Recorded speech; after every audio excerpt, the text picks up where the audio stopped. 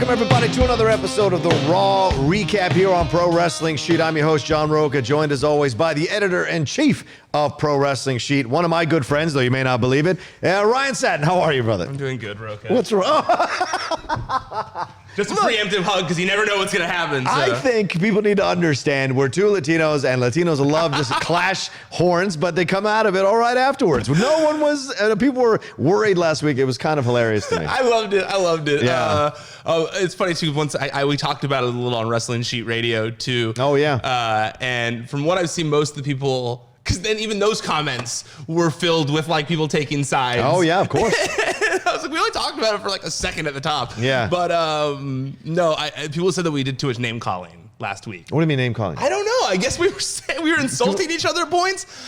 We get fired up sometimes when we're arguing. I don't recall this. I don't. Yeah, I don't think that's in. There were so many comments. Like, it wasn't the arguing; it was the name calling, and I was thinking, yeah. When were we name calling? When did we call names? I was like, I'm not gonna say we didn't do it because we might have. We get fired up sometimes. Yeah, true. But maybe but I don't usually resort to that. I'll say you're crazy or you're insane. Or that's ridiculous. But I don't think it's name calling necessarily. I feel the same way in that regard. Yeah. I like to be above the name calling as well, because it's when you have to resort to the name calling, it means you've technically lost in the argument. Yeah, you really have. So yeah. And if you resort to physical violence, you've really lost the argument. So I think it's great. So anyway. Let's get into this thing from Cleveland, Ohio. Peaceful Cleveland, Ohio. Raw was emanating from there. Flair comes out. A lot of people online thought Flair was drunk or something was happening here, but this is Ric Flair at this age. Remember, he's gotten over a heart attack. He's had a lot of physical ailments, and hey, that time in the ring, look, we've lost so many wrestlers of his generation early in life, and to see Rick and Hogan still kicking around is pretty amazing. So the fact that he has an occasional night where he doesn't have all his faculties possibly there, I think we can excuse the great one for that. But anyway, I also think, before you breeze past it, I also think that, you know what, at this stage in Ric Flair's life, I don't know if we want, let him be Ric Flair. Yeah, that's what I'm saying. He's endured so much. He lost his son. Let him do his thing. And you know what? I'm sorry. Unfiltered, looks like he's about to explode. Ric Flair is the best Ric Flair anyway. Yes. So I was into it. This whole promo was classic Ric Flair. Off the rails, Flair is always the best Flair. Because you don't know where he's going to go, and that's part of the joy. Even during the promo that happened, I think it was right after the match, in case we don't have it written down. Like when he's like, Hogan, you better be at Smackdown in wherever. And he starts just throwing out cities, and he's like, well, I don't know where it's at, but I know where I am, or whatever. I was like, man, Ric Flair's the best, dude. I love that guy. He's great. And Lawler tried to, pick up the pieces afterwards. I thought was hilarious. There was definitely like a little pause, and then it was like, I believe Ric Flair is talking about Friday Night Smackdown in Toledo, or whatever he said, you know? Ding, ding, ding, ding, ding, Toledo. I thought the same thing. That it was definitely Vince in the ear, like, say where they're going to be. Flair forgot. And then Flair's walking back there. How was that, boss? And Vince just shaking his head. Good, Rick. No, he was just like, good job, Nate. Jesus Christ, go take care of him. Anyway, he comes out, does this really funny promo. Of course, brought up mothers. Hey, I'm with your mother. Just classic Rick stuff, which he can get away with. Of course. 2019 wrestlers cannot get away with this. Flair has a grandfather clause, literally and figuratively, in this situation in our heads. I think that he gets away with saying the stuff that he talks about. Then talks about Crown Jewel, threatens Hogan. Are you scared we're going to see Hogan versus Flair? Yes, that is going to happen. I'm worried it's going to happen. Of course it's going to happen. Like, I was joking when it happened and they had the face-to-face thing and everyone was like, oh, yeah. And then it was like, one more match. And I got caught up in the whole excitement of it all. But I don't think I actually want to see them wrestle. You know what? I don't want to see them wrestle, but they will. Not so much. I feel like I would be okay with another Hulk Hogan match. Quick thing in Saudi Arabia, whatever. I think I would at least, I'm not as scared by it because he's had so many surgeries on his back. And it's really just his back from the leg drops. Right. He's got one leg drop in him, I bet. I feel like he's got to have one in him for $1 million. Ryan's kind of ride the horse till he's dead, and then he moves on forward. What's wrong with you? Oh, says the guy that wants to see someone get pedigreed off a Hell in a Cell. Well, that's different. A young person. But no, I hear you. But Flair, it would just bother me to see Hogan because Hogan's so big, dude. Like Flair can get away with it. Flair's smaller frame. But Flair almost died. Like Flair was literally on death's door. True. Like a doorstep. Like he almost died twice. Like he has had serious health risks. Yeah, but don't you think Flair's the kind of guy that would be okay dying in the ring? Oh, yeah, but I don't want to watch it. Well, like, I realize that Flair would probably be okay. I'm sure they're going to Black. They did it with Owen. Make Flair happy, but I don't want to. It doesn't mean I want to watch it, you know? I would love it. He just said, woo! Just that's how he goes. That would be incredible. That's not what anyone wants to see. But I think there'd be a poetic thing to it, and me personally. But you don't want to see them fight. But anyway, I don't want to see them, but they will. There will be fisticuffs between them at some point. What about a tag match? What are you talking about? No, not together, on opposite sides. Oh. So that they can each get you mean like a Raw or something? No, like at a pay-per-view or WrestleMania. What pay-per-view would they be WrestleMania. at? A year from now? They're going to full year from now. Listen, once you get the age that they're at, months or years. Saudi Arabia. Saudi Arabia. Next year at Saudi Arabia? No, those happen every couple months. Okay, in a couple months, okay, fine. I'll take it. Maybe there's some residue from this match and a tag match between them. Fine. Okay. Fine. You're cool with a tag match? Yes, I'll be cool with that because there's less strain on you in a tag match. Okay.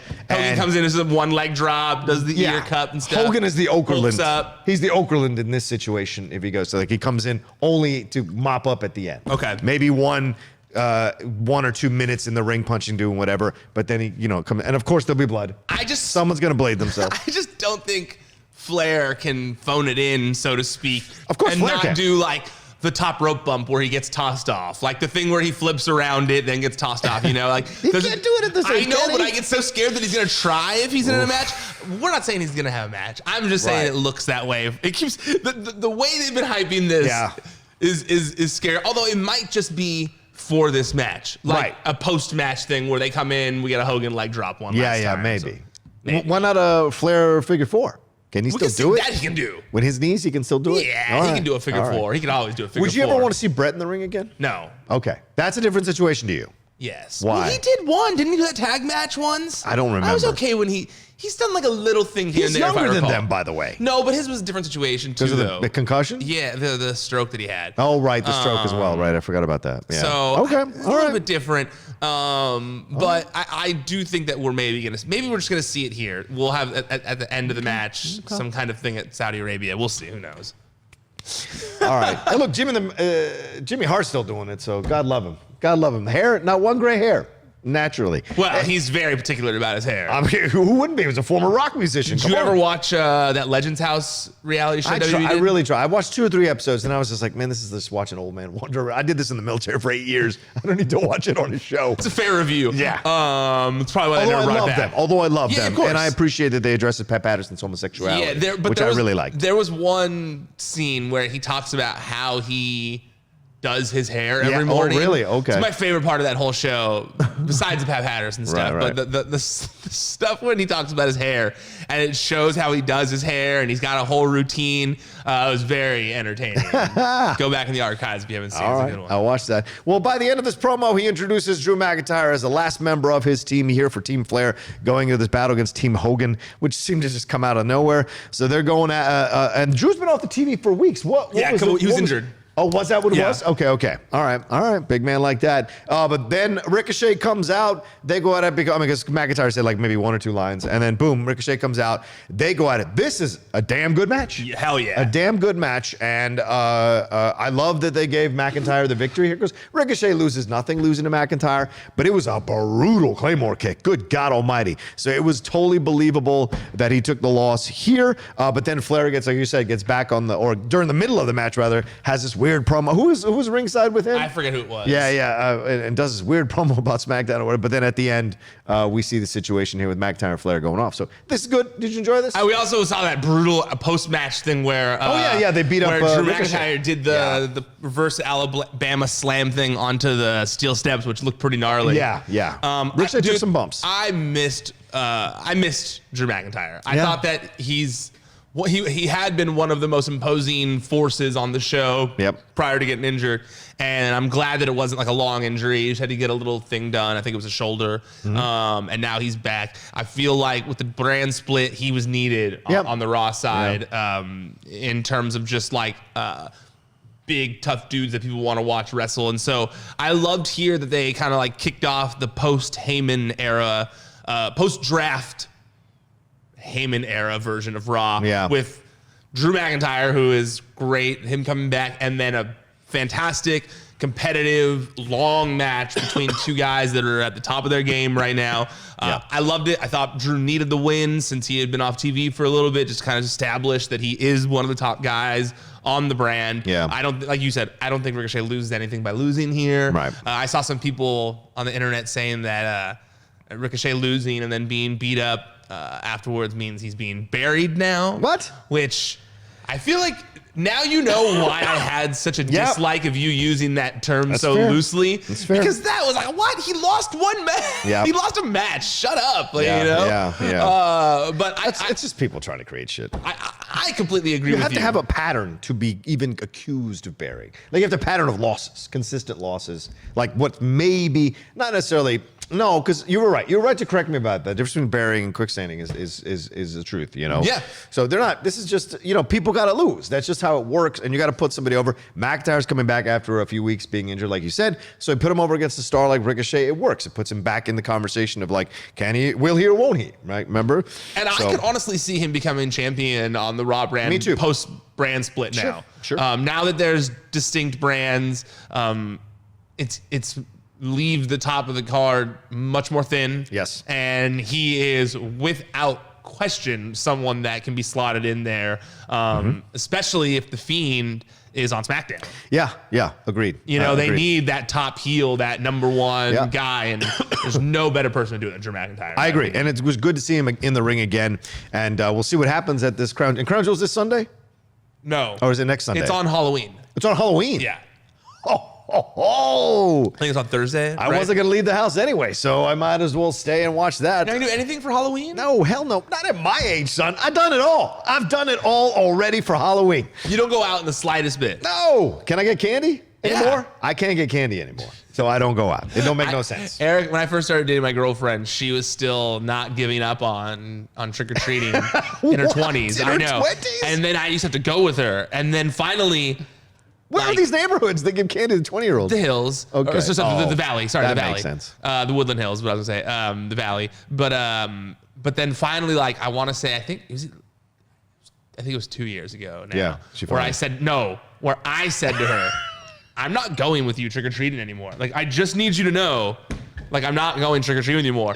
I am not a young girl in my 20s. Right. I am a grown man in my 30s. Grown-ass man, dog. And I can definitely not walk up to a house and ask for candy. Especially as a Latino. That's dangerous. It's dangerous to do nowadays. I got this big beard, you know, like, no, I can't, you know, and even with a mask, it's not okay. And she was even worse. Yeah. Oh my God. And she was, it was like a hard reality that she had to accept. But we were still racking up candy just a few years ago. Really? Wow. Now I just buy it. I just buy her candy. Course. If anybody came to my house who was over 15 to ask for trick-or-treat candy, I'd be like, get a job. Get out of here. Get a job. Go and buy your own candy. Ridiculous. Yeah. I give them pennies in the bag. Now I just try and not make her realize. I try and like distract her with candy that I bought so she doesn't think that we're missing out on all this Halloween candy in all these houses. Oh my God. I'd love it if you went to the houses in your neighborhood and like, will you just give these for Erica when she comes around, please? Please for Erica, like just tolerate her.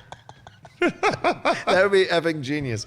Anyway, yeah, no, I don't do anything. And she you know, my girl's an introvert, so she's certainly not going out on the boulevard with all those people. If we could have a perch on top of a roof to watch it, I think I'd do that. Okay, fair enough. Because that's good, like people watching and marvel at the costumes and the creativity of people, especially in West Hollywood. I'm definitely not going to West Hollywood ever again. I did that 4 years in a row. It's the worst. I also did it 4 years in a row, and then I was like, nope, done with that. Experienced it. Yeah. it's good to go. Well, someone who knows if they have Halloween in the Dutch land there, but Alistair Black. I'm trying to do that. I'm trying to do that segue. I believe he's from Amsterdam. Amsterdam, not that's Dutch land. Amsterdam. There you go. But he's Dutch.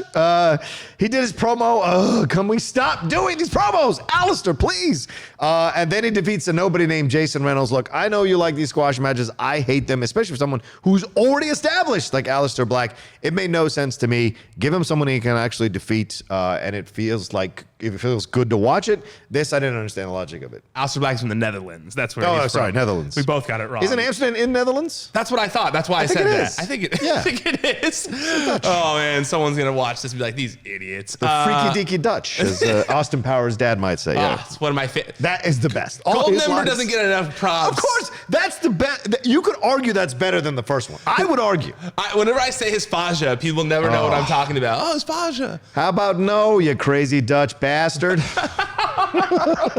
A blunt and a blint, or whatever, blints or whatever. Smoking a pancake, you know. I also, you know, I think I'm hopeful that the Alistair Black vignettes will get a little better now that they're back on the Heyman-led show, since Heyman is one of the people who was a big person behind the scenes, right, with some of the stuff they had been doing with Alistair Black. And then I feel like when the move to SmackDown happened, it kind of got lost in the shuffle a little bit, and it wasn't done as cool. I'm hoping they're a little better. I didn't hate the one last night, but I also didn't feel like it was necessary either. Right, we've seen it already. Because he then just came out and did his thing. Yeah, and squashed the guy. However, I do like wrestlers having their own like distinct backstage area for interviews, so I don't dislike that part as much. Okay. So that doesn't bother me as much. The squash match didn't bother me as much either, just because I don't know if Alistair Black. Oh God, that scared the fuck out of me. Happy Halloween! The set's falling apart, everyone. Oh shit, that scared me. Happy Halloween. I'm gonna have to cut that clip out. God, just the whole set. No, you better keep that clip in. No, I mean cut it. I mean like. Oh yeah. Cut it for social media. Yeah, I'm you scared should. I got into a wuss sometimes. Yeah, the set fell down right there. That was scary. Anyway. Alistair Black being like, did someone knock? Yeah. If he walked out from back there, oh my God! Once he could jump over the table. He just hits you with a black mask. I would gladly take a black mask from Alistair Black. I will say though, I felt like that enhancement talent guy did do a good job. I didn't like how much offense they gave him. They gave him a little bit of offense, which I was surprised. I thought it was going to be a quick black mask and be over with, which I would have been semi-okay with. I thought the guy took the black mask well. He did take it well. I can't argue that. It looked like he ran into a wall. Like it hit him and went back. So I like that. Most of the times with these squash matches, I never blame the people who are getting squashed because it's tough. It's tough to step in there, and you have no hype, and they don't build you up, and most of these guys aren't in the best of shape, and so they don't look like formidable people. So they do their best with the rhythm and talent of professionals who are operating at a higher level. So yeah, but I thought it was a good black mask. It was a good. It looked cool, the finisher, in my opinion. Yeah, give him somebody. Come on. Fair. Anyway, all right, let's move on to the King's Court. Rusev comes out looking good. Dude, Rusev looks great. I mean, this is the best. Nothing against the way he looked before, but there's something about trimming and slimming in the right places that makes you look like Hogan looked better in the 90s during the NWO era than he did during the 80s. There's just different approaches to fitness and nutrition that make the best of your body come out. It's a bold claim. I'm just saying he looked better. I'm not saying it's wrong. He looked better. He was slimmer. He was trimmer. He had the V. He had the massive arms. He looked good. I don't know if he was using them, but he looked better in the 90s, in my opinion, as the NWO guy than he did as Hogan. He was a bit softer. I would say he was softer around the edges, even though he was big. But of course, that's what nutrition and weightlifting was like in the 80s. In the 90s is when they started to understand how to trim, how to cut, how to bring all these other areas of your body out. Yes, I used to be a subscriber to Flex and Muscle and Fitness and read every single article. Did you really? Oh yeah, I loved it. I wanted to be a bodybuilder in my 20s for a long time. I just didn't have the dedication to it. I didn't love it as much as you need to love it. Yeah, no, you need to love it. You need to love it. And you need to eat accordingly. And I love food too much to be able to cut the way those guys need to cut. Yeah, you have to eat like food isn't food. You have to eat food like food is fuel. Yes. And that's not fun. It's not fun at all. No. It drives people nuts, right? Like the seasonless chicken and rice and just like... Yeah. Hugh Jackman said that to prepare for Wolverine every time, it gets harder and harder for him as he gets older and older because he has to like eat like you just said, no seasoned chicken breast with broccoli just constantly. And it's like he loses his love for food completely. So yeah, it's the worst. Makes sense. You make $1 million. So anyway, all right. King's Rusev comes out, we talk to him. King says, most people have their stuff behind the scenes. I will eat unseasoned chicken for millions of dollars, by the way. If someone wants to give me that offer. So would I. It'd be tough, but I would do it. But we get in the middle of his conversation talking about how, he still loves his wife, he thinks they'll be together afterward this whole thing is done. We go to a live shot of Lana and Lana and Bobby Lashley there in the restaurant. Lashley looking good in his suit, saying, he's got to get rid of the old, come in with the new, blah, blah, blah. And but King does bring up, and this is kind of pushing back on what you had said earlier, Ryan. I was on your side in this. You were saying like Lana's trying to motivate him, but this feels like Lana has legitimate complaints about their relationship now, which King kind of laid out. So I found this to be an interesting segment. Absolutely. Yeah, no, although I was wondering where King got that information from. Right, because it's the first time I'm hearing about it. She never said it. She hasn't said that. Yeah. Or is he talking to Lana that he's texting Lana and we don't know about it?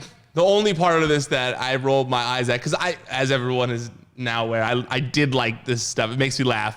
But I did roll my eyes at, and this is strictly from a production standpoint. Of just knowing how the real world works. Yeah. I don't know if you're getting the same thing as me, but mine's more so if from a production standpoint, from a logistics standpoint, how is Bobby Lashley hearing the things that Rusev is saying in the ring when there's just a camera on him? Like he doesn't have an earphone, like he doesn't have a headphone, a lav thing. There's no speaker. We would hear that. Also, it'd be rude to everyone in the restaurant if you could just hear what Rusev was saying. So that part bothered me because that's not possible. Well, there wasn't a back and forth. So it was pre-taped. But he responded to things that Rusev said. Right, because they had probably given the script that Rusev was going to say. But I go Oh, right. You know what I mean? Like, that's not possible, Right. And so that was my only gripe. I laughed. The whole thing on the nose made me laugh. Like, it was what it was. It's so clumsy and awkward, man. I wish I liked it the way you liked it. This drives me nuts. And at this point, I don't hate it anymore because it's just there. And I do like everybody involved. Yeah. I just don't like what they're doing with them. So I don't hate it as much. Like last week, I kind of hated it. This week, I'm just like, well, they're going to go forward with this, so we just got to let it play out. And I also think this one went. This is better than the Kanellis thing, though. I'll take this over the Kanellis thing any day. Great. I'll accept that. Yeah. And also, also, at least in this one, we got like a wrestling angle at the end of it. We did, which felt very familiar to Booker T and Stone Cold in the grocery store, right? It was very familiar to that. But Rusev storms off, after he sees this whole thing. He storms off, says, I'm going to find them where they're at. And apparently, I know where they're at. I know exactly where they're at. It's backstage. That's that restaurant she always wanted me to take her to, and I never wanted to go. Which is located in the backstage of this arena. Yeah, because he got there pretty fast. So fast. And for some reason, there was arena security there. Good point. Why was arena security at the restaurant? Did they hop in a car and care what was happening at the restaurant? Do we play this out? Should we go to the end of the... We'll go back to it. We'll go back to it. All right. Then we move on. Seeing Cara and Andrade now. This is interesting for a number of reasons for me, and I hope I say these things correctly. First, love to see Lena coming out again, mouthpiece for Andrade. I'm glad they finally settled on that. This is what has to happen. She's good. I don't think her promo this week was as strong as last week, but I'll take it. I'll just take it. Fair. And they come down, but on Sin Cara comes down, and they're gonna. I don't know. Didn't Sin Cara switch from person to person? Yes. And this one, he seems a little. This is Sin Cara 2, but he's been around forever. Though. Right. Okay. Sin Cara 1 was gone pretty quickly. Yeah, he was. Right. The smaller dude, a little bit, wasn't he? Well, yeah, he's smaller in comparison. I don't mean that. I believe his name now. Yeah, he was a little smaller. So you see these guys would come in. Now, this was interesting because normally I would find this to be like, Sin Cara again, this means nothing. But they put on a hell of a match. Mm-hmm. And I'm glad they let Sin Cara have a little more time. Well, and he's been injured and stuff too. Yeah, well, he's been back. He was injured. Right. He's been back for a little bit, but this is like his first back on Raw type thing, which is kind of funny because apparently the last two matches he had prior to getting injured were also against Andrade, or at least on Raw. So that was kind of funny. That's like back, but you're right. I don't think it was the same as one of those matches. Well, those were good too. But this was very competitive match. They both got time to shine, and you and I had both said like, I just want to see Hispanic dudes, Latino dudes that aren't carrying a piñata to the ring, like that I can get behind. And that was the thing that I appreciated most about this segment was we had Sin Cara doing his thing, we had Andrade doing his thing, and yes, it was 2 Hispanic dudes, but like that wasn't necessarily like the focus the whole time. Even though we also had Humberto watching, but honestly, it makes sense. They're all big 3 lucha dudes from different backgrounds or whatever, and to me it made sense. But like I said, it was like, oh cool, we're gonna get to see a showcase of Latino talent that isn't some like stereotype, in my opinion. We don't need the stereotypes anymore. And I think if Vince went away, I didn't get scared that time. I think if Vince went away, the stereotypes would go away. Who knows?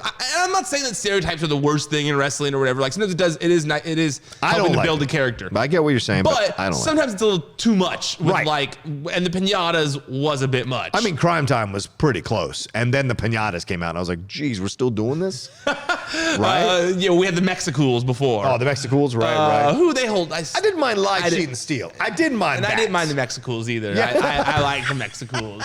Like it was so stupid they came out on lawnmowers. But like, but it made that like, okay. I'm Mexican. It made me laugh. All right. Well, you can say that. You're allowed. I'm allowed. I'm Mexican, dude. I'm Mexican. I won't contradict what you feel about it. In Mexico. Yeah. But I laughed at I liked all of this. Yeah. I really, really liked all of this. I thought it was a good showcase for both guys. Yes. And I felt like Zelina, regardless of what you thought.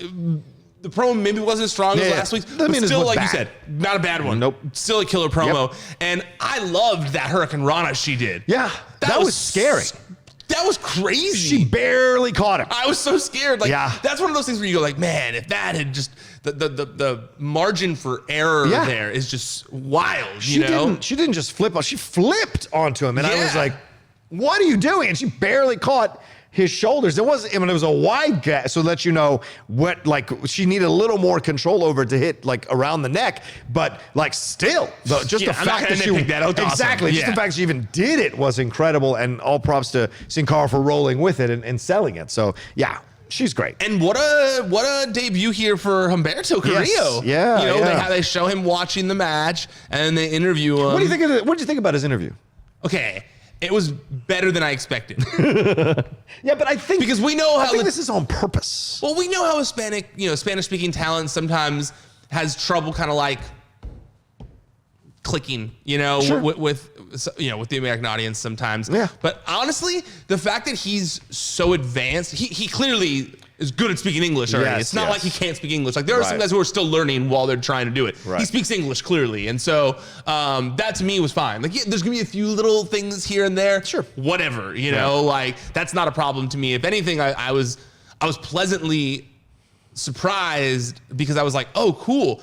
Now Vince can get behind this guy a little bit, or whoever's in charge. They can get behind this guy because they go, oh, there's not that language barrier. Like, no, this guy speaks English, you know, and he's got dimples for days, he is an incredibly attractive man, Okay.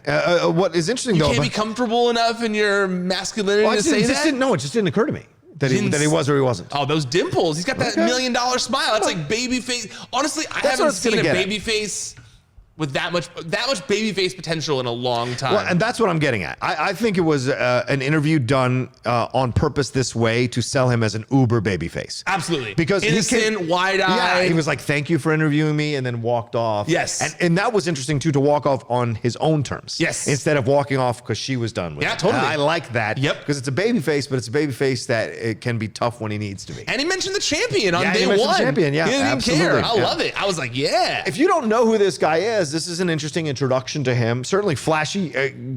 Got that. He's got the lucha vibe. I was gonna say that Jushin Lager or whatever. Yeah, that kind of look to him. Similar. Similar look to him. But definitely that 90s lucha kind of thing. Which I like. I think it works. If you're gonna introduce, you gotta do something. What's old is new again sometimes. And so I liked it. I like this thing, and I'm with you. I was like, is this gonna bore me? His promo, and it actually kind of worked. So I was down with it as well. Mm-hmm. All right, let's move on, and we'll see Humberto later on in the night. Viking Raiders and Zack Ryder and Kurt Hawkins got into this here was it for the belt? I don't remember if it was for the belt. So it's just a fight. Raiders destroyed them here. Yeah, they so did. I mean, I don't understand the whole promo ahead of time with the pyro and all this kind of jazz that they were talking about, Ryder and Hawkins. But I feel like they're trying to go for, to me, the vibe I got was that they're setting up a heel turn, maybe. Oh, really? And maybe we're gonna, because they're doing this whole gratitude era thing on social media where they're like, I lost tonight, but I'm still gracious that I got on TV and got a promo or whatever. I feel like they're going to start leaning to the heel side of things maybe, which I would also be cool with. Yeah.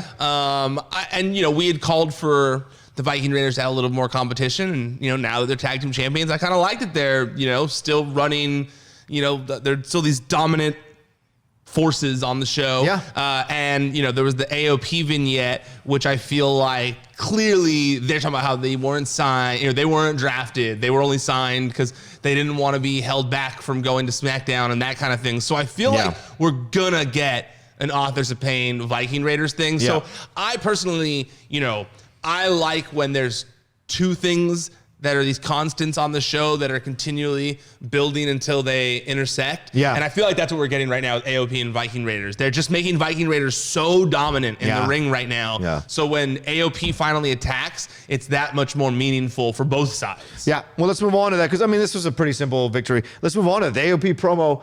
Are we hitting the wall already, or are you okay with them still? I love this. Okay. No, I liked it a lot. If anything, I like that they're going to try. It seems maybe that they're going to keep the draft around, like not keep the draft around, but ramifications of the draft are going to kind of be involved in some stories. AOP complaining about how they weren't drafted, they were signed after the fact. I like that. I thought that was an interesting thing. And if they genuinely go in that direction and Raw does get the 3 draft picks or whatever the choices from SmackDown, I think that's a good idea. I like that. It adds some sports feel to it, so I like it. I got to see them debut soon. I got to see them come back soon.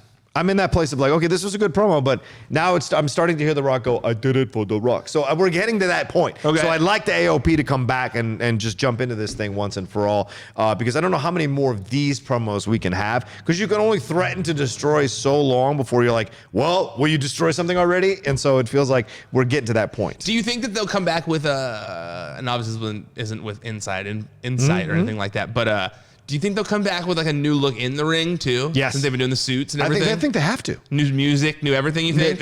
A total rebranding. And I think that'd be smart. I think something it might more be too. Vicious. And they might even debut at a pay-per-view and interfere or do something to destroy the Raiders either after they win or before they win. I think that's 100% when we're going to see them debut. They can't debut on Raw or SmackDown. They have to debut because they haven't come back. Right. They have to come back. Something bigger. Yeah. And not Crown Jewel either. Something else. I completely agree with you. Yeah. That'd be good to see. Because I'm looking forward to them coming back because I thought they were unfairly done from the beginning. And they got to attack in the suits because those suits are badass and it makes them look like the Salamanca twins from Breaking Bad. So they gotta gotta come in with the suits for their first attack. I don't want them to wrestle in suits. Right. Not looking for some IRS look for them to go for, but I want them to attack in suits. I like when hitmen looking dudes attack in suits. It looks cool. What season is those guys?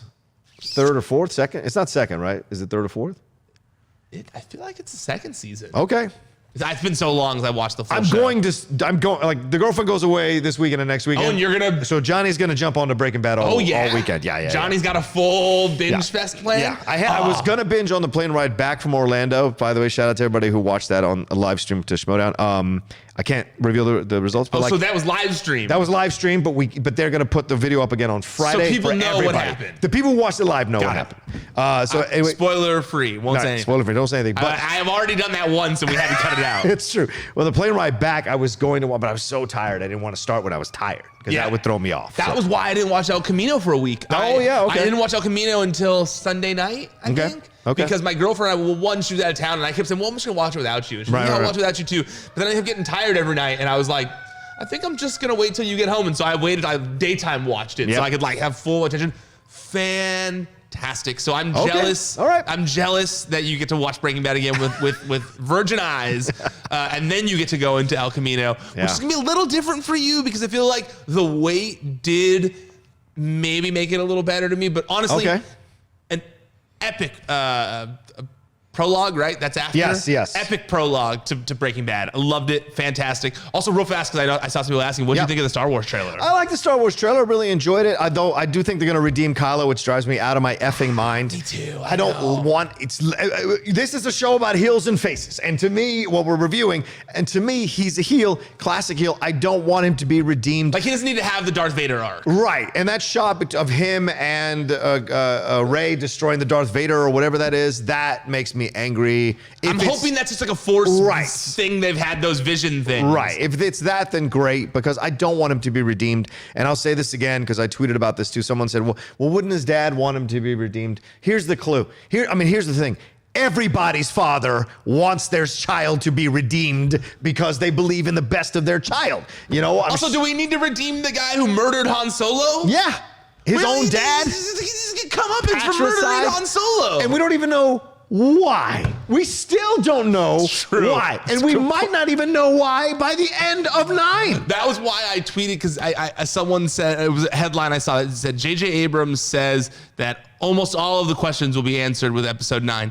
And I thought to myself, those assholes told me that was Lost. I'm not falling for that again.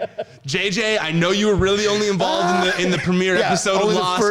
Don't care. Bad Robot Production. You were involved. Your name was on that sucker. So don't give me that. Because you fooled me once, not fooling me twice until I see the movie. But to be fair, Lindelof kind of stuck the landing for a lot of people with Leftovers. So maybe that. I never watched it because I was still so mad about Lost. That's fair. But people seem to love Leftovers. Yeah. And I'm going to watch Watchmen. Yeah. I have it on my DVR. I haven't had a chance to watch it yet. Yeah. I also love the Star Wars trailer. I got goosebumps. Like those last few seconds when you hear the Emperor again. Oh, yeah. And then you hear Luke and she's just standing there and I like got tingling. Yep. I was like, oh yeah. C-3PO saying it won't take one last look at my friends. They want to cry. I know, right? Oh no, you can't kill C-3PO. If C-3PO dies, people are gonna storm the screen if C-3PO dies. Or if R2 dies. If they both die, woo, good God. Talk about wiping the slate. What if they do the Terminator though, like where he like goes into like a thing and he has the thumbs up afterwards, you know? Beep, boop, boop. Yeah.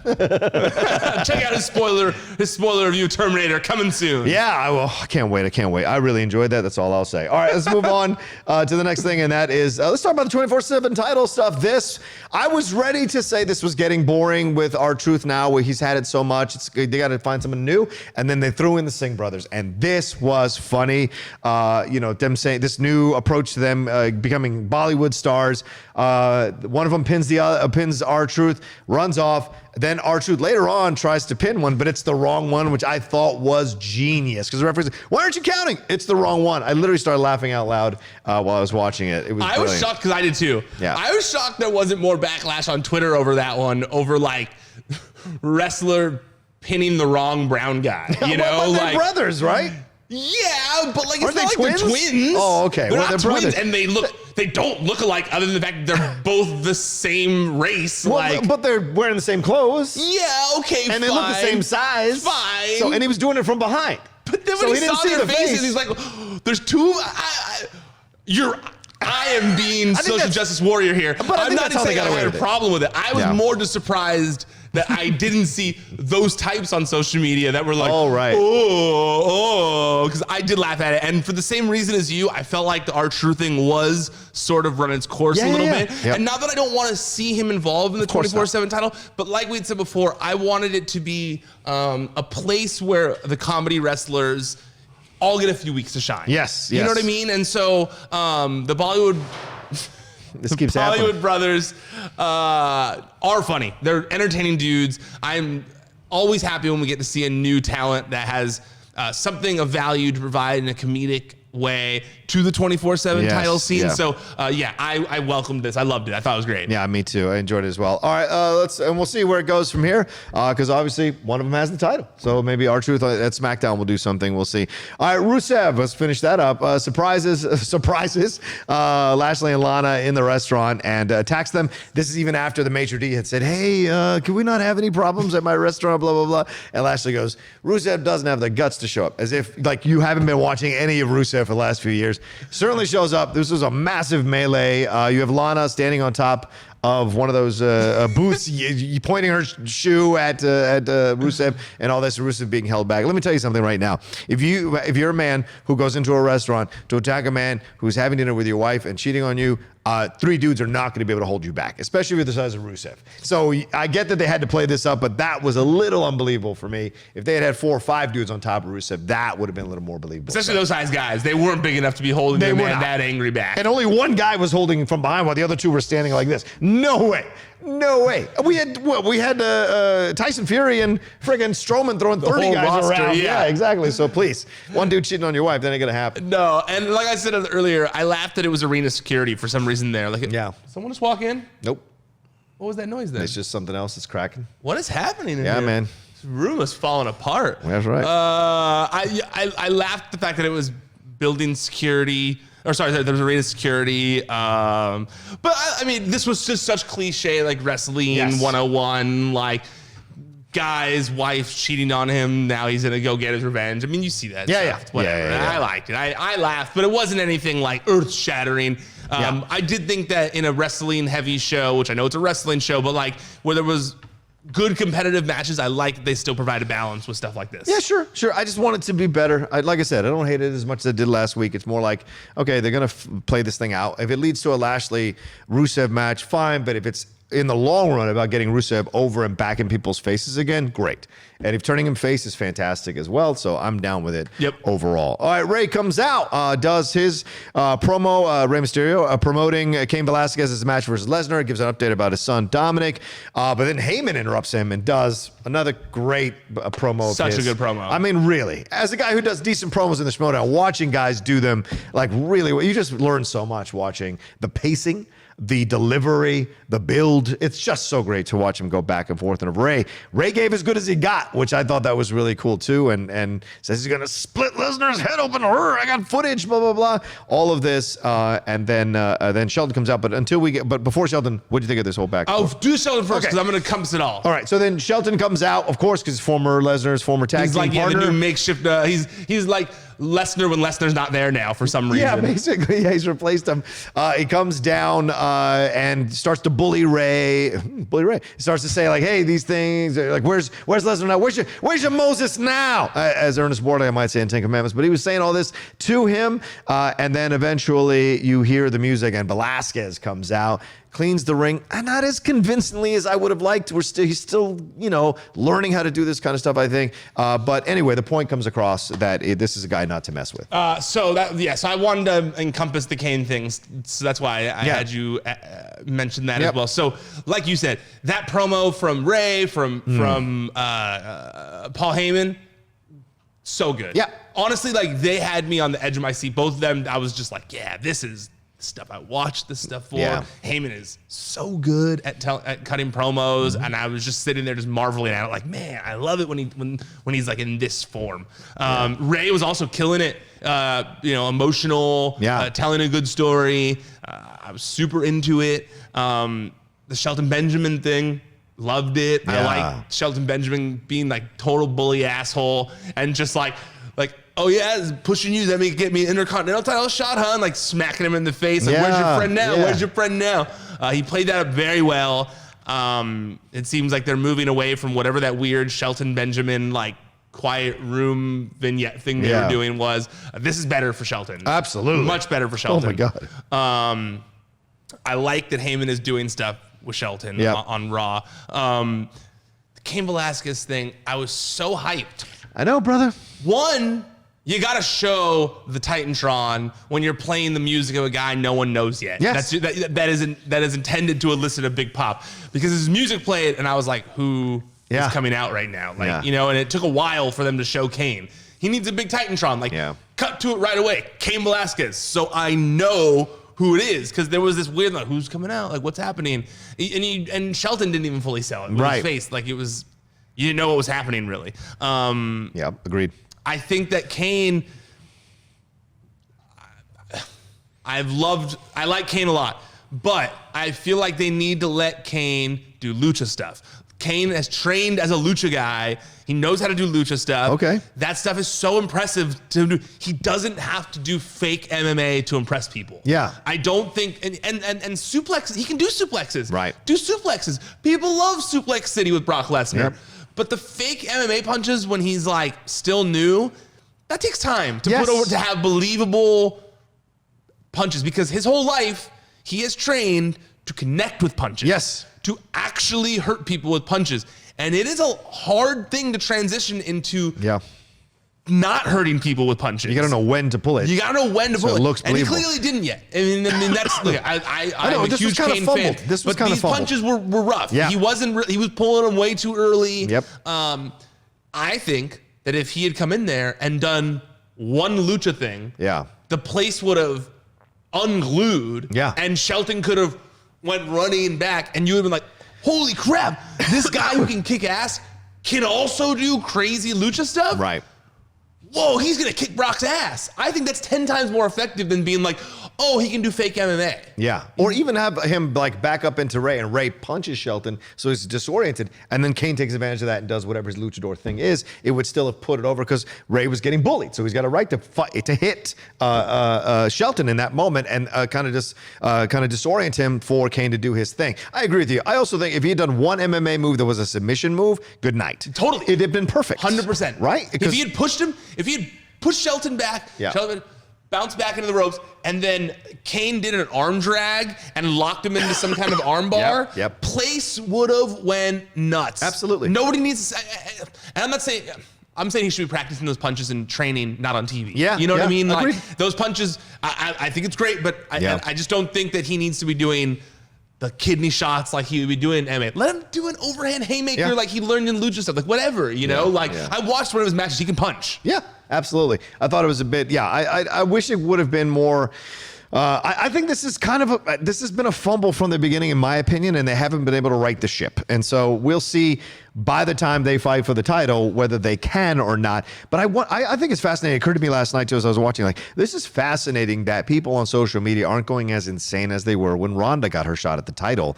That this is a guy getting a shot at the title right off the bat. But if you recall, Ronda, they were not happy. People were not excited for her first match. That's what I'm saying. And everyone was like, she's going to fuck it up. She's going to suck. She's going to be terrible. And then the first match happened and she blew everyone away. Yep. And everyone said, okay, we'll stop. Yeah. You know? Yeah. And so I think that if Cain comes in and does the same thing at Crown Jewel, I do think the hesitation will be pulled back. Pull back on it. My point is that if Ronda had come out and gone for the title for their first match, people would have lost their freaking minds. Yeah, totally. And no one seems to be losing their freaking minds to this level that they did about Cain. People are pretty mad about Cain. Really? I guess I'm you're not right, seeing though. it as I guess you're right, though. It is different because with Ronda, it was like, well, she hasn't earned it yet. Right. But she hasn't paid her dues. Right. You're not having seen a lot of people saying Cain Velasquez hasn't paid his dues. Let me ask you, do you think it's sexism? Yes. Okay.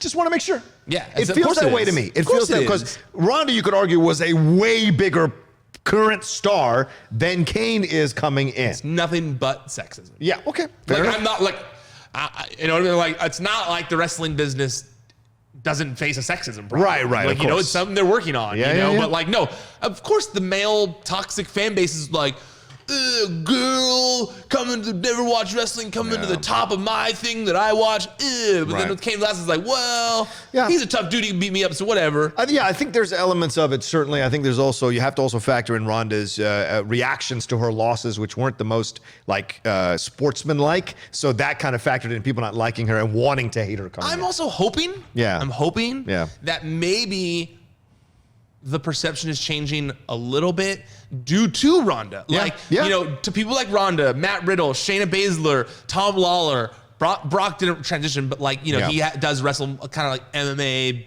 looking style. Sure. But those other ones, they're people who successfully transitioned into wrestling from MMA. So, I'm hoping that maybe people are just a little more open to it. And there is proof on the internet for those hardcore, diehard wrestling fans who are the most vocal. Yeah. They can see that Cain was wrestling in Mexico, did 2 matches in Mexico, didn't just go to WWE. Like he went to WWE and then decided to go venture out on his own and brush up his chops a little bit. So I think it's a little bit different, but I definitely think there's a hint of sexism. Okay, absolutely. Fair enough. All right, let's move on to our last our second to last match, and that is Seth Rollins taking on Humberto Castillo. This happened, Carrillo.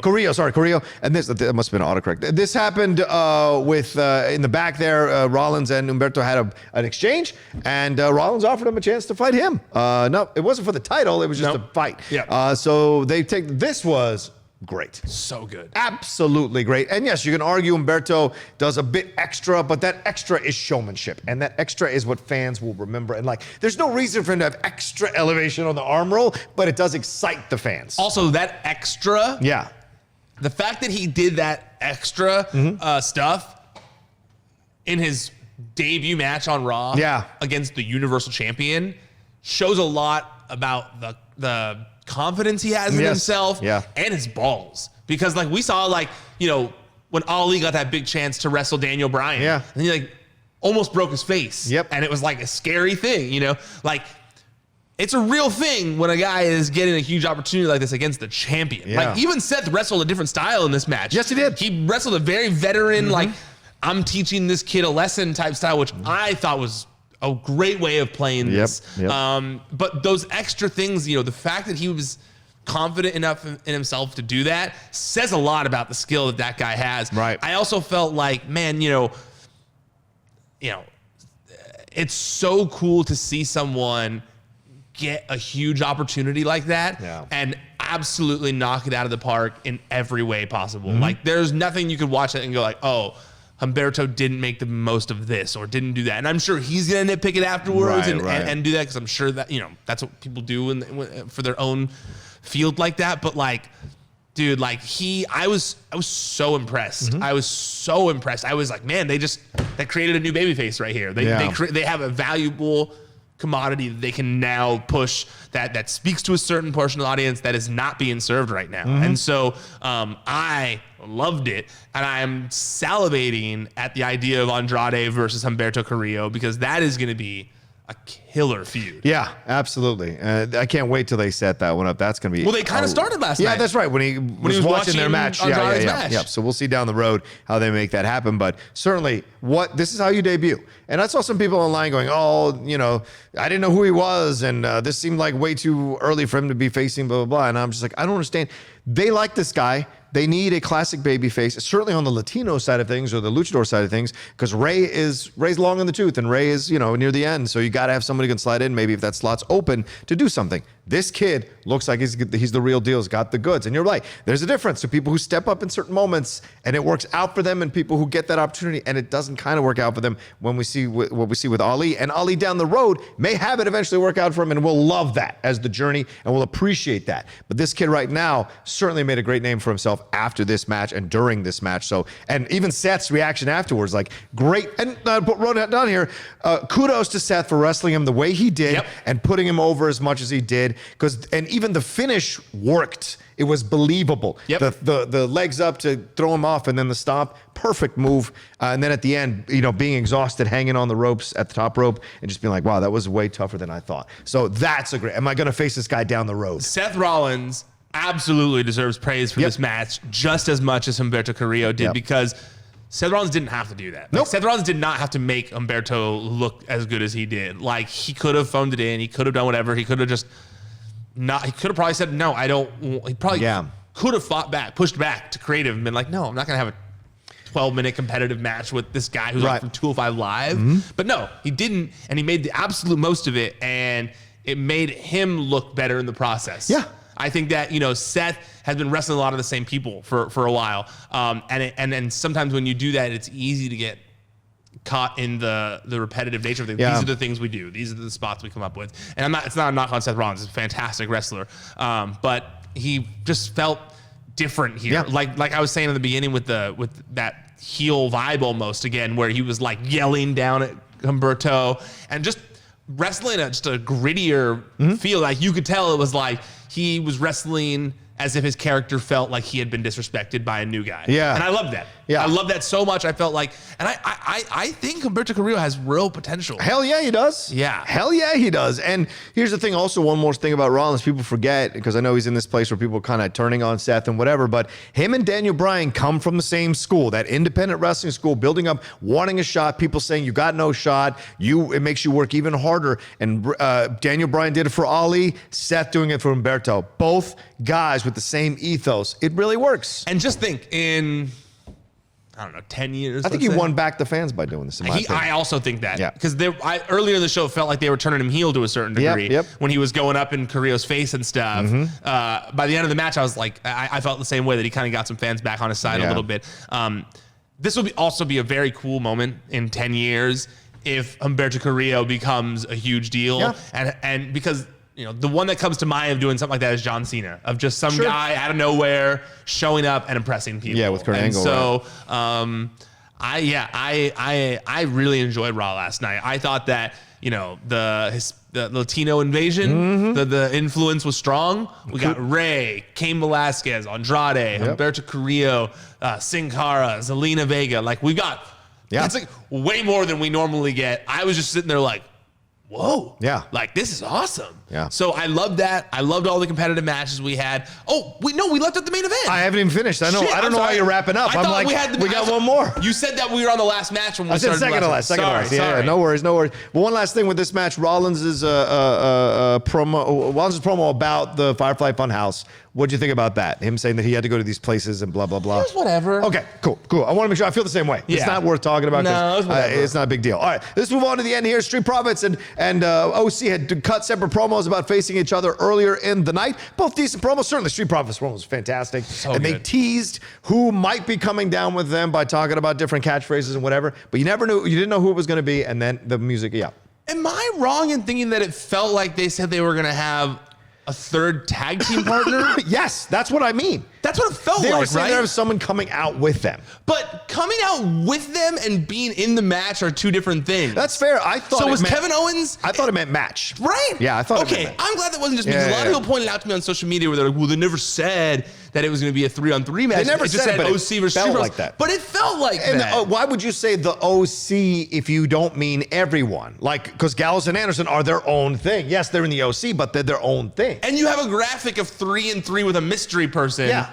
Come on. When the Outsiders take on somebody, they don't go the NWO versus. It's the Outsiders versus. Well, that's only two guys. That's what I'm saying. But Hogan's part of the thing. But he wouldn't be the Outsiders. He's part of the NWO. That's what I'm getting at. If the Outsiders are fighting, you don't say the NWO is fighting. You say the Outsiders are fighting. So if you're going to say the OC, you mean the entire crew, not just Gallows and Anderson. I think I get what you're saying. Yeah. But technically, Gallows and Anderson are the OC. That's their name now. Isn't it's confusing. AJ is also part of the OC, but when they wrestle, the whole group. Yeah, but when they wrestle as a tag, they're also called the OC, kind of like New Day. I don't like that. Where New Day can be two people. Well, New Day, I think New Day is different because they're not. They weren't known as a separate tag team. Nobody in that crew, that trio, was known as a separate tag team. Yeah, they were. Who? There were times when only two of them were. Well, I guess they had the Freebird rule for a while, but they were right. But they were never like known as just this. Like Gallows and Anderson are the tag team. No, for a long time, Kofi and Big E did the bulk of the wrestling, and Woods was on the outside. And then when Kofi would kind of do singles, no, they technically it doesn't feel like the same to me. Fair, but it is technically. Okay, all right, technically, fair enough. I can concede on that. But either way, I thought it was going to be a 6-man tag. Me too, myself. and I was annoyed by it because I felt like they had this huge entrance. The fans are so hyped to finally see Street Profits. Yeah. They've been on Raw for weeks now. Yeah. The fans are ready. They were at that apex. We had said they needed to fight. Totally. Yeah. They finally were there with a huge, with a formidable opponent. Yeah. And people were hyped, and I just felt like because they were going to the crowd thing. It was great. People are amped. Fantastic. I just felt like adding that whole mystery person thing felt like a bait and switch when there was no third mystery person in the match, and we learned it was just who was going to be standing on the ringside for them. Yeah. That did kind of take away from it a little bit, in my opinion. But the fact that the Street Profits main evented in their debut match on Raw killed it. And absolutely crushed it was awesome to see. I mean, Humberto and Street Profits having such like a big night was cool to me because it seemed like, oh, this is where we're going to kind of see a different show a little bit. Mm-hmm. You know, Raw's taking a little bit different form. Yeah. SmackDown's taking more of the form of Raw, and Raw is almost like this putty that they can kind of play with to figure out what they want it to be. And last night, I felt like they knocked it out of the park with the great matches and the Street Profits getting a huge moment. I didn't love the KO KO thing. I do. I know they have fought like a couple years ago, but if we got KO and AJ now, I think I'm more excited for this than I was 2 years ago. It's not that I'm not excited for KO versus AJ. It's less I didn't like how it was done because he has no connection to Street Profits. Fair. He's been a bad guy for the most part. You know, I know he switched that with the Shane stuff. Before that, he'd been a bad guy. Right. He also, the last time he made friends with New Day. Black tag team. He then turned on him right away. I don't know if I really think that he's like friends with Street Profits now. So I guess those are little things. They're very minor, nitpicky things. It's just, I felt like they didn't necessarily need that moment. It's a fair point. They could have just won that match and it would have been a big moment still. Yeah. So I that was the main reason I say that. But the fact that they got over on their first night in such a huge way like that in the main event to where Montez is kissing babies in the crowd to close the show. I mean, that's a lot. That says a lot. I mean, there are people, myself included, who feel like Montez is going to be a future world champion. Oh, yeah. And that was, to me, the first sign of it. I mean, night one, at least in front of the audience, as opposed to in a backstage thing. Night one, and he had the entire arena. I shouldn't say they had the entire arena behind them. And it ends with him kissing a baby. I think that right there, if you weren't sure if Montez had world champion material in him, I think that will show you he does. I agree with you 1,000%, and I can't wait to see what the future holds for Street Profits. Eventually, they probably will have to split up. It happens down the road. Who knows? Or maybe they stay together the whole time. I don't know. That certainly happened. Doesn't mean they can't have individual glory. As I mentioned, the Outsiders earlier, both National Hall had individual glory and still were a great tag team when they needed to be. So if that happens, great. I totally hear your point about KO and AJ. I was okay with it, but I see your point. Certainly, they can't have KO turn on Street Profits again. If they do that again, I think that'll hurt KO a lot. I agree, and it'll hurt the Street Profits a lot. So the only plus of it was that the fact that the idea that Kevin ending the show like that hopefully means that he's gonna be one of the top baby faces of an anti-authority baby face on Raw. I'm into that. Yeah, I'm down with that. But before we wrap up here, now we're looking at Street Profits' face. What do we do? Are they lining up the Street Profits to eventually take the Viking Raiders? Because it feels to me, if you're going to give me the Viking Raiders Street Profits, I'm going with the Street Profits every time. Yeah. So I think they're lining them up eventually. It's tough because I really feel like AOP is going to be in that spot. I don't even think Gallows and Anderson are in the conversation. Yeah. I don't either. This rivalry is just to, if it keeps going, this rivalry is just to get the Street Profits on the map in front of the Raw crowd. And then eventually they'll move on to somebody else. It feels like a lot of this OC stuff has been done to give AJ Styles something new, too. That's true. That's a fair point. Based on how quickly they kind of stopped like pushing Gallows and Anderson as like a force. But I mean, they're still on show a lot. Sure. Not like they're getting buried or anything like that. I'm just saying, like, I feel like this was done more for AJ to kind of like have people to lose for him while he's a heel. Right. They don't seem formidable, Gallows and Anderson, necessarily. So, all right. Well, anyway, look, here's the deal. So much better Raw than last week. Certainly, I can concede that. We didn't even yell at each other once? Nope. A couple of things. I had a couple of issues with the show, but overall, I enjoyed the matches like crazy. If they keep this direction, and as you said, it's putty, so they're still figuring it out, then I'm excited to see that this is the more grittier version of wrestling to compare with the more flashy, still strong, powerful wrestling that you're going to get from SmackDown. I like the balance, and NXT being the middle again and still just as fun. So weird. It's almost like you overreacted last week. I didn't overreact. They don't care about us anymore as wrestling fans. Well, I meant that about SmackDown. I didn't say that about Raw. We got a few more days. Yeah, that's true. We'll see. All right. Well, that's our Raw recap for Pro Wrestling Sheet. I want to thank you all so much for listening to us or watching us. Ryan, tell them they can read, watch, and listen to everything we do. ProWrestlingSheet.com. That's the website where you can find all the top stories in the world of professional wrestling throughout the week. YouTube.com/C/Wrestling Sheet. That's where you can find all the videos we do. I just posted a video interview I did yesterday with Awesome Kong and Jungle Boy from AEW. Talk for about 20 minutes about a bunch of different random topics. Specifically, one of the things that'll be most interesting to all of you guys is all the drama that went on behind the scenes last week when Luchasaurus got injured before Dynamite. It happened at about 5:30, apparently, which is very close to showtime.